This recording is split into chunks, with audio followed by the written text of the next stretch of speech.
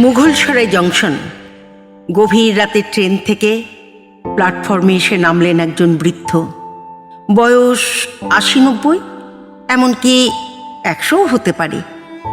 জানুয়ারি মাস, প্রবল শীত, প্রায় নির্জন প্ল্যাটফর্মে দিশাহীন, উদ্দেশ্যহীন একা একা হেঁটে চলেছেন বৃদ্ধ আরও এক অনিশ্চয়তার দিকে। সারা শরীরে একটি কটিবস্ত্র ছাড়া কোথাও কোনো আবরণ নেই। সহসা রেলের টিটি অবাঞ্ছিত বৃদ্ধকে দেখে জিজ্ঞাসা করলেন, আপ কৌন হ্যাঁ? বৃদ্ধ মেরুদণ্ড সোজা করার চেষ্টা করে বললেন, INA। টিটি এবার বললেন, টিকিট দেখায়ে? বৃদ্ধ আবার বললেন, INA। টিটি আর দায়িত্ব নিলেন না। রাষ্ট্র যেমন দায়িত্ব তাসের মতো অন্যের হাতে দিয়ে দেয়, সরাসরি সন্দেহভাজন নুব্জ বৃদ্ধকে নিয়ে টিটি উপস্থিত হলেন ঊর্ধ্বতন কর্তৃপক্ষের সমীপে। ঊর্ধ্বতন দীর্ঘ অভিজ্ঞতার চোখ মাথা থেকে পা পর্যন্ত, আবার পা থেকে মাথা পর্যন্ত খুঁটিয়ে খুঁটিয়ে দেখে বললেন, আপনি কি বাঙালি, বিহারি, তামিল, তেলেগু, মালয়ালি, কান্নাড়? সেই একটি উত্তর আবার বেরিয়ে এলো বৃদ্ধের মুখ থেকে, INA। ঊর্ধ্বতন চোখ দুটো আরও সরু করে সন্দেহতর হয়ে জিজ্ঞাসা করলেন, আপনি কি উগ্রপন্থী, আতঙ্কবাদী, জঙ্গি? তারপরে প্রশ্ন পর্বে না গিয়ে RPFকে বললেন, দেখো তো শরীরে কোথাও একটা গ্রেনেড কিংবা AK-46 লুকানো আছে কিনা। যার শরীরে জানুয়ারির গভীর শীতে একটি কটিবস্ত্র ছাড়া কোথাও কিছু নেই, সে কোথায় লুকিয়ে রাখবে এইসব মারণাস্ত্র?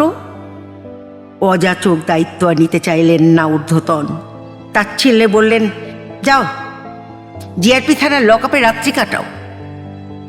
GRP থানার লকআপের হিমশীতল মেঝের উপর পড়ে রইল আমার নিরন্ন স্বদেশ, আমার বিপন্ন ভারতবর্ষ। রাত পারলে রেলের জমাদারনি দুটো পোড়া রুটি বৃদ্ধের মুখের দিকে এগিয়ে দিয়ে বললেন, বাবা আগার বুড়া না মান্য তো। কতদিন অনশনের পর এই অর্থাসন, এত মমতাময় সম্ভাষণ। বৃদ্ধের চোখ থেকে জলধারা নেমে এলো। জমাদারনি জলের ঘটি বৃদ্ধের দিকে এগিয়ে দিয়ে বললেন, বাবা আপনি কি কাউকে খুঁজছেন? হ্যাঁ মা, ঠিক বুঝেছ, আমি খুঁজে বেড়াচ্ছি। কাকে? আমার আত্মীয়দের। এত বড় দেশ, নাম ঠিকানা না জানলে কোথায় পাবেন আত্মীয়দের? বৃদ্ধ কোমরের কাপড়ের ফালি থেকে বের করলেন একটি কাগজের টুকরো, হলুদ শতচ্ছিন্ন বিবর্ণ কাগজ। জমাদারনি দেখলেন 4টি নাম শুধু সেখানে লেখা। এরাই আপনার আত্মীয়? কোথায় থাকেন? এদের নামই এদের ঠিকানা। কাগজের টুকরোর প্রথম নাম মোহনদাস করমচাঁদ গান্ধী। জানো মা, মোহনদাস বলেছিলেন, that pervades everything. I feel it, though I do not see it. It is this unseen power which makes itself felt and yet defies all proof, because it is so. Mohandas বলেছিলেন, আমাদের দেশে কোনো হিংসা থাকবে না, রক্তপাত থাকবে না, ঘৃণা থাকবে না। আজও মানুষ বড় বিপন্ন, হানাহানিতে ক্লান্ত, ভাগাভাগিতে জীর্ণ। আজ মোহনদাসকে বড় দরকার। যেমন করে এই তো সেদিন 46-এ নোয়াখালীতে সাঁকোর উপর দাঁড়িয়ে বলেছিলেন, পাহলে মুঝে মারো पर দুষ্টों की উপর হাত উঠাও। সহসা সেই প্রায় অন্ধকার লকআপে বৃদ্ধ আলোর মতো একটি মানুষকে যেন দেখতে পেলেন। চিৎকার করে বলে উঠলেন, সর্বাধিনায়ক! সেই 13 বছর বয়সে আজাদ হিন্দ ফৌজে যোগদান করব বলে তোমার কাছে গিয়ে দাঁড়িয়েছিলাম। সেই 45-এ তোমার পাশে দাঁড়িয়ে তোমার গলায় গলা মিলিয়ে বলেছিলাম, দিল্লি চলো। I would beg of you to remember the part which youths and particularly students have played in the freedom movement in other countries. তারপর কতদিন কেটে গেল, সারা দেশের সব প্রান্তে তোমায় খুঁজে বেরিয়েছি। কারো সামনে যদি বলি আমি আইএনএর লোক, আমি আজাদ হিন্দ ফৌজে সুভাষচন্দ্রের পাশে ছিলাম, পাগল ভেবে আমায় কাদা ছোঁড়ে, আমায় অপমান করে, নিগ্রহ করে। অসম্মান আর ভুলে যাওয়ার জন্যই কি জীবন? আমি যে ভুলতে পারি না নেতাজি। আর নেহরুজি 47-এর 15ই আগস্ট দিল্লির লালকেল্লা থেকে সরে গেল ইউনিয়ন জ্যাক। আমাদের তেরঙ্গা জাতীয় পতাকা তোমার হাত ধরে পথ পথ করে উঠতে লাগলো পরম বিশ্বাসে। আর সেই গভীর রাত্রে তোমার বেতার ভাষণ আজও কানে শুনতে পাই, দেখতে পাই প্রথম স্বাধীনতা দিবসের প্রথম সূর্য। Not wholly or in full measure, but very substantially. At the stroke of the midnight hour, when the world sleeps, India will awake to life and freedom. কি বিশ্বাস, কি আস্থা, কি প্রবল আত্মমর্যাদা! তারপর বহু বছর কেটে গেল, টুকরো টুকরো হয়ে গেল দেশ।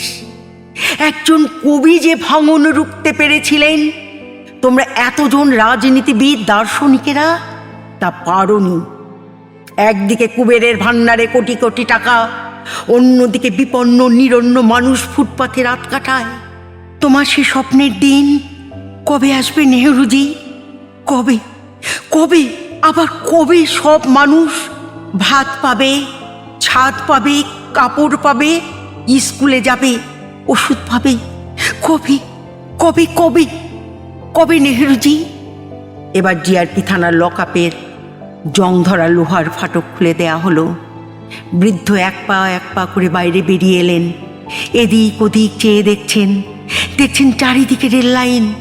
উত্তরে দক্ষিণে পূর্বে পশ্চিমে এর যে কোনো একটা ধরে ভারতবর্ষের অন্তরে পৌঁছে যাওয়া যায় ভারতের অন্দরে। বৃদ্ধ হাতড়ে বেড়াচ্ছেন স্বদেশের রাস্তা। কোথায় রাস্তা? কুয়োভাদিস পথ কোথায় বলে দাও। সহসা জমাদারনি 4 বছরের শিশুপুত্র ছুটে এসে দিশাহীন বৃদ্ধের হাত চেপে ধরে, বলে, আও আও মেরে সাথ, তোমার সঙ্গে। কোথায় তুমি নিয়ে যাবে হে আগামীর শিশু? দুটো হাত ছড়িয়ে দিয়ে শিশু বলে, মেরা ঘর, হামারা ঘর। কোথায় কোথায় সেই ঠিকানা তোমার ঘরের? শিশু আরো বিস্তৃত করে হাত, চিৎকার করে বলে, হিন্দুস্তান। চোখের সামনে দেখতে পেলেন সূর্য উঠছে পূর্ব দিক লাল করে, আর একটা বিশ্বাসের সূর্য। কতদিন পরে বৃদ্ধ উচ্চারণ করলেন, ওম জবা কুসুম শঙ্কাশং কাশ্যপেয়ং মহাদুতিম ধন্তারিং সর্বপাপঘ্ন প্রণতস্মি দিবাকরম।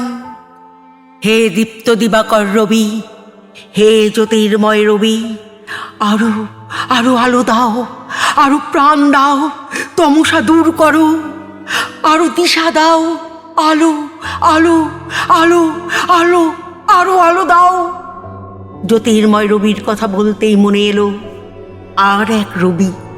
তিনিও বলেছিলেন, জয় হবে মানবতার, জয় হবে মনুষ্যত্বের, জয় ভারতবর্ষের জয়, ভারতাত্মার জয়। আজও স্থির বিশ্বাস, এখনো যে জয়ধ্বনি শোনা যায় দিকে দিকে। শোনো শোনো সেই জয়ধ্বনি। जनगण मन अधिनायक जय हे भारत भाग्य विधाता। पंजाब सिंध गुजरात मराठा द्राविड उत्कल बंगा। विंध्य हिमाचल जमुना गंगा उच्छल जलधि तरंगा। तब शुभ नामे जागे, तब शुभ आशीष मागे, गाहे तब जय गाथा। जनगण मंगलदायक जय हे भारत भाग्य विधाता। जय हे जय हे जय हे।